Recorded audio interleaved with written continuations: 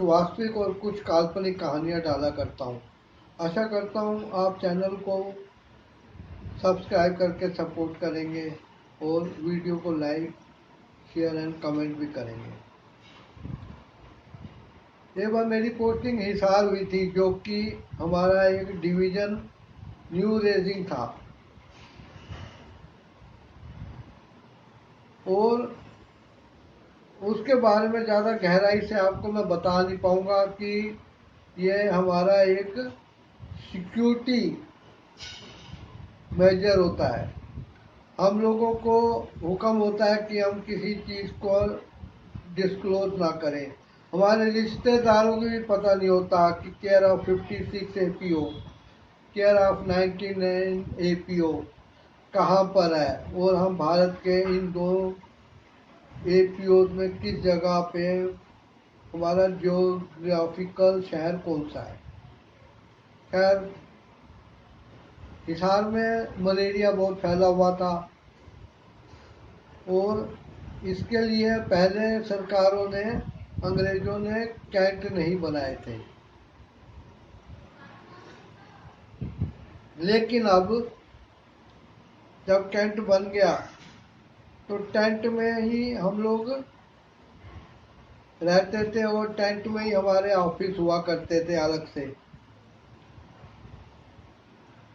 मैं जनरल साहब का पर्सनल असिस्टेंट था, और मेरा कमरा बैरक के साथ में ही था। क्योंकि मैं पीए था, मेरे साथ सभी जो थे बहुत बना के रखते थे, क्योंकि मैं उनके कई किस्म के काम करवा देता था। छुट्टी जाने के, बाजार जाने के, कोई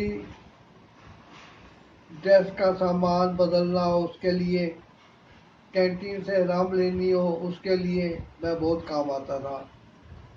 हमारे साथ एक हवालदार क्लर्क मुंशी राम, जो कि हिमाचल प्रदेश के रहने वाला था, वह मेरे ज़्यादा ही करीब आने की कोशिश करता रहा, और उसके बाद मैंने उसका नेचर देख के उसको बहुत पसंद भी किया।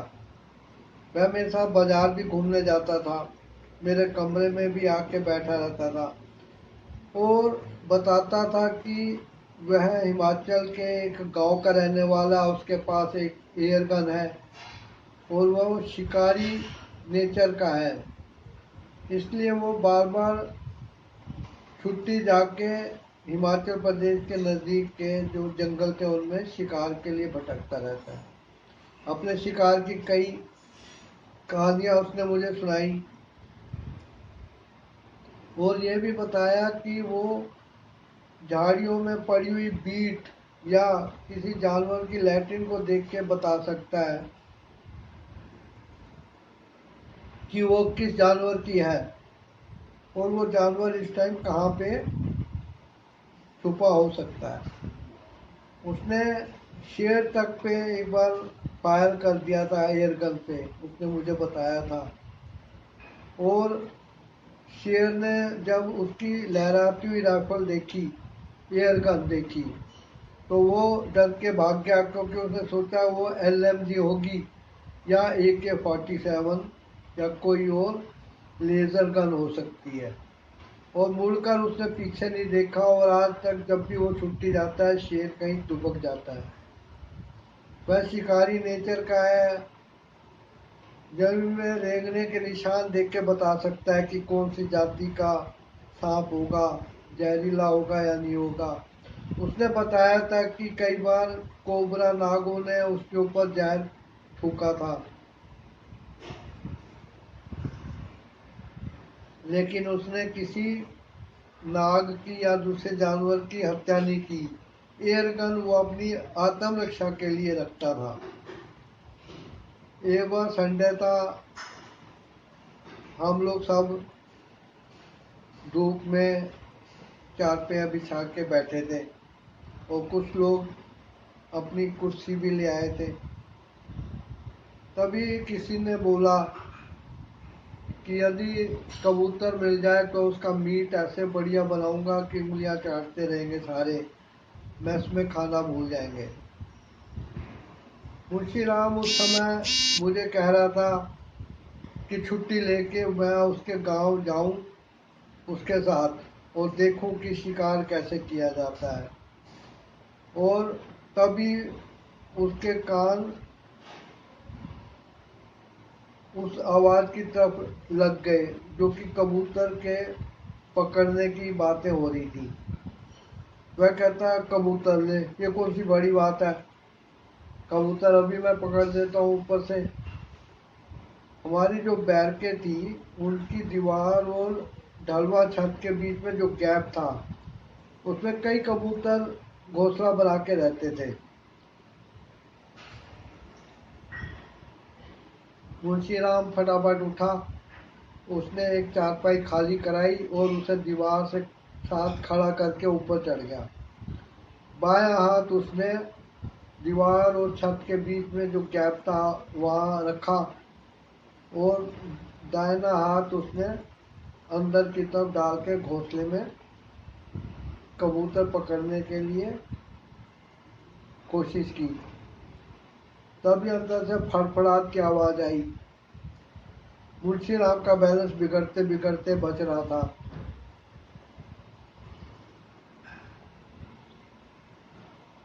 वह बोला, ये कैसा कबूतर है साला, कबूतर तो ऐसे चोंच पंजे नहीं मारते ना फड़फड़ाते हैं, वो तो शांत पड़े रहते हैं, चाहे उनको काट दो। ये कौन सा कबूतर है, कौन सी जाति का, मेरे को लगता है किसी विदेशी का होगा। साइबेरिया वगैरह से पक्षी उड़ उड़ कर आते रहते हैं। काफी कोशिश करने के बाद उसने जब हाथ बाहर निकाला तो एक बड़ा सा पक्षी उसके हाथ में था और उसके भूरे भूरे से पंख से। मैंने सोचा कबूतर इस रंग का तो होता नहीं, तो ये कौन सा कबूतर है। इतने में मुंशी राम ऊपर से कूद के नीचे आया और जैसे उसने कबूतर की तरफ देखा वह हैरानी से चीखा, अरे साला ये तो उल्लू है। तो तभी काट रहा था मुझे और कबूतर उसको उल्लू को छोड़ते हुए वो जमीन पे गिर पड़ा। हम लोग हंस पड़े कि शिकारी साहब ने पहचाना नहीं कि कौन सा कबूतर है ये। वो मुझे बोला, सर मैं हॉस्पिटल जाके पट्टी वाला करा के आता हूँ। सभी हंसते रहे, लेकिन मुझे तो उसके साथ बहुत सहानुभूति थी। वो एक शिकारी ना होकर भी एक अच्छा कहानीकार था। उसने बहुत सी कहानियां मुझे सुनाई थी जो मेरे काम आ सकती थी। मैं उसके पीछे पीछे हॉस्पिटल गया, वहाँ वो स्ट्रेचर पे लेटा हुआ था टेबल पे और उसके हाथ में पट्टी हो रखी थी और नर्सिंग असिस्टेंट जो था पास ही खड़ा टिटनेस का इंजेक्शन भर रहा था। मुंशी राम की पैंट उतरी हुई थी और कच्छे में लेटा हुआ था। वह गर्दन उठा के नर्सिंग असिस्टेंट से रिक्वेस्ट कर रहा था कि कृपा करके इंजेक्शन धीरे से लगाए, उसे इंजेक्शन से बहुत डर लगता है।